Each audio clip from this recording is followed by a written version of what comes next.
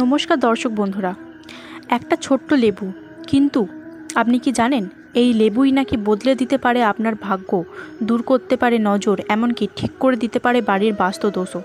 আজকের ভিডিওতে জানাবেন লেবুকে কেন্দ্র করে কয়েকটি জনপ্রিয় টোটকা। প্রথমেই বেশি দেরি না করে শুরু করি প্রথম টোটকাটি হলো ভাগ্য উন্নতির জন্য। একটি লেবু নিন, হালকা করে নিজের কপালে ছুঁয়ে মাঝ বরাবর 2 টুকরো করুন। তারপর ডান দিকের টুকরোটা বাঁ দিকে আর বাঁ দিকের টুকরোটা ডান দিকে ছুঁড়ে ফেলুন। এটি নীরবে, কারোর চোখে না পড়ে করতে হবে। অনেকে বিশ্বাস করেন কিছুদিনের মধ্যে ভাগ্যর চাকা ঘুরতে শুরু করে। বাস্তুদোষের জন্য বাড়িতে অশান্তি, বাধা ও নেতিবাচক শক্তি থাকলে বাড়ির বাস্তুদোষ নাকি বেড়ে যায়।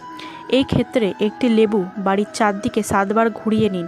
তারপর সেই লেবুটি নিয়ে যান এমন জায়গায় যেখানে মানুষের ভিড় নেই। সেই লেবুটিকে 4 টুকরো করে চারদিকে ফেলে দিন এবং পেছন দিকে না তাকিয়ে বাড়ি চলে আসুন। এতে বাড়ির পরিবেশ ভালো হতে শুরু করবে। তারপর আছে সফলতা প্রাপ্তির টোটকা। কোনো গুরুত্বপূর্ণ কাজের আগে অনেকেই এই টোটকাটি করেন। একটি লেবুর মধ্যে 4টি লবঙ্গ ঢুকিয়ে হনুমানজির সামনে রেখে হনুমান চালিসা পাঠ করুন। পাঠ শেষে লেবুটি সঙ্গে নিয়ে কাজে যান। বিশ্বাস, এতে সফলতা সম্ভাবনা অনেক বেড়ে যাবে। নজরদোষ দূর করতে অকারণেই মাথা ব্যথা, ক্লান্তি বা বাড়িতে অশান্তি, অনেকেই এগুলোকে নজরদোষের ফল বলে মনে করেন।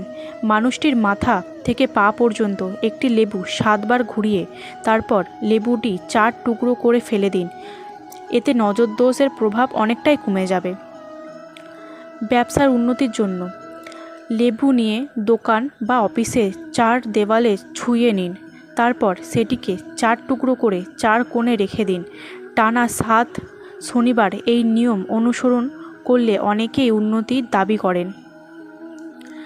চাকরি লাভের জন্য যারা অনেক দিন ধরে চাকরির চেষ্টা করে কিছু পাচ্ছেন না, তারা 4 রাস্তার মোড়ে দাঁড়িয়ে একটি লেবুকে 4 টুকরো করে খুব দূরে ছুঁড়ে ফেলেন।